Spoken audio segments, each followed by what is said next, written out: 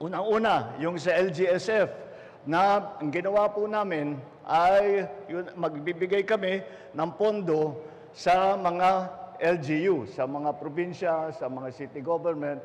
At kuminsan, pag pinag-uusapan ng LGU, pag narinig mo na LGU, iniisip lang natin bayan, sa lungsod, at saka probinsya.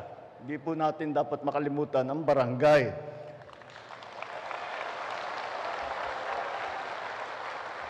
At kaya naman sila ay kasama, ay isang napakahalagang bahagi nitong ating mga programa na ginagawa. Yung LGSF po ay binibigay natin sa mga local government executives upang tumulong at sa ating mga programa na inilalahad ng ating pamahalaan.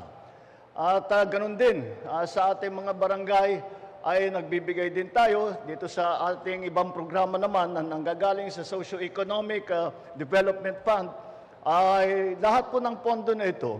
Halimbawa, yung LGSF po, matagal na pong nandyan. Yung Socio-Economic Development Fund, nandyan, Projects Fund, nandyan na rin, matagal na rin yan. Ngunit, hindi ko po makalimutan, nung governor ako, nakikita ko itong mga pondong ito, hindi naman nabababa sa local government.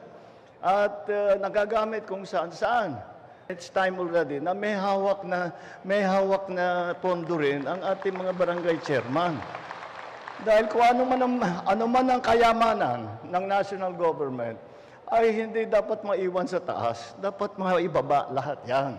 Yan ang pinakamahalagang trabaho ng lahat ng public servant.